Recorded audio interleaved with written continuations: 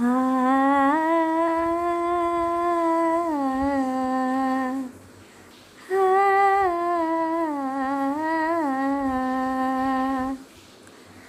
ఇలలోన అసూయ అసలు లేక కలనైన అరిష్టములు కానరాక ఇలలోన అసూయ అసలు లేక కలనైన అరిష్టములు కానరాక బలిని భిక్షమడిగి సురలకిచ్చిన వాణి బలిని భిక్షమడిగి సురలకిచ్చిన వాణి విరహంబు తీర వ్రత స్నానమాచరించే విరహంబు తీర వ్రత స్నానమాచరించే. ఇతరులలోని మంచిని చూసి ఓర్వలేక దోషాలు ఎత్తి చూపే చెడ్డగుణం అసూయ. అది ఈ వ్రతంలో పూర్తిగా నిషిద్ధము. తోటివారి అభివృద్ధిని, అందరి శ్రేయస్సును కోరే విధముగా మనము ఎదగాలి. అప్పుడు ఈతి బాధలు, అరిష్టములు కలుగవు.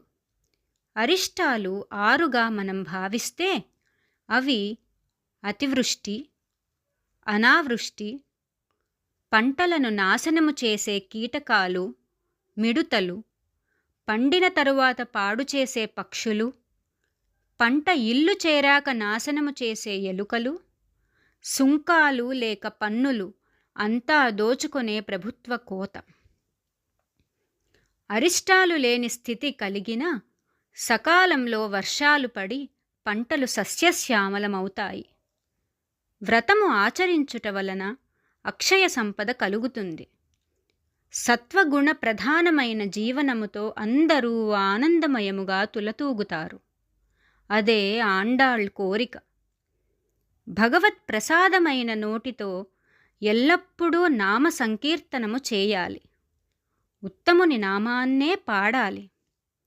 లక్ష్మీపతిగా అనేకానేక సంపదలు కలిగి ఉన్నప్పటికీ, బలవంతుడైనప్పటికీ దేవతల రాజ్యము తిరిగి ఇప్పించుటకు వామనుడై బలిచక్రవర్తిని భిక్షమడిగిన పురుషోత్తముడు.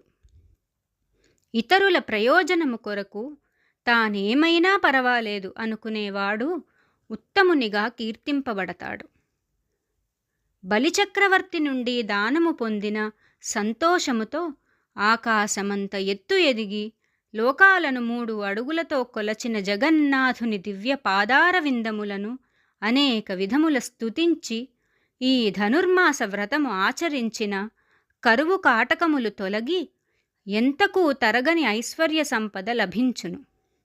కావున ఈ వ్రతస్నానము అందరము కలిసి చేద్దాము రండి అని గోదాదేవి తన చెలికత్తెలకు తెలిపింది. అలాంటి శ్రీకృష్ణుని నామస్మరణ వలన అనేకానేక శుభపరిణామాలు పొందవచ్చును. నిరంతరము కృష్ణనామము చేయుట వలన కురుసభలో అవమానము పొందు సమయమున ద్రౌపదికి వస్త్రములు లభించాయి. పాండవుల రక్షణను భగవానుడు స్వయముగా స్వీకరించాడు. రాజ్యమును తిరిగి పాండవులకు వచ్చునట్లు చేసి ఆనందమొసగాడు. కుచేలునికి ధన కనక వస్తు వాహనాదులను, మణిమయ కాంతులీను భవంతులను ఒసంగాడు. ఒక్కరేమిటి, ఎందరినో తన కరుణా కటాక్షములకు పాత్రలను చేయుట జరిగింది. భగవత్ ప్రేమ కలవానికి స్వార్థము ఉండదు. తనకు లభించిన ఆనందమును అందరకు పంచుటయే పరమావధిగా తలంచును. అసలైన తృప్తి అదే అని అనిపించును. ఈ వ్రత ఫలము శ్రీకృష్ణ దివ్య అనుగ్రహము. సర్వలాభాయ కేశవః అని ఉపనిషత్తులో పేర్కొన్నట్లు ఉన్నతమైన ఆనంద రసైక సిద్ధిని కలిగించగల శ్రీకృష్ణుడు శాశ్వతమైన ఉత్తమమైన ఐశ్వర్య సిద్ధిని కలిగించగలడు. అలాంటి భగవానుడు తన బిడ్డల భవితవ్యమునకు భిక్షకుడై లోకాలన్నీ కొలచి తన పాదాలను ఎంతగా శ్రమింపజేసుకున్నాడో. అలాంటి పాదాలను వదలక నిరంతరము ధ్యానిస్తూ ఈ వ్రతము ఆచరించిన మనకు గల సకల పాపములు తొలగి జ్ఞానమనే పంట పుష్కలంగా త్రివిక్రమునితో పోటీ పడినట్లు ఏపుగా పెరిగి సస్య సమృద్ధి కలుగుతుంది.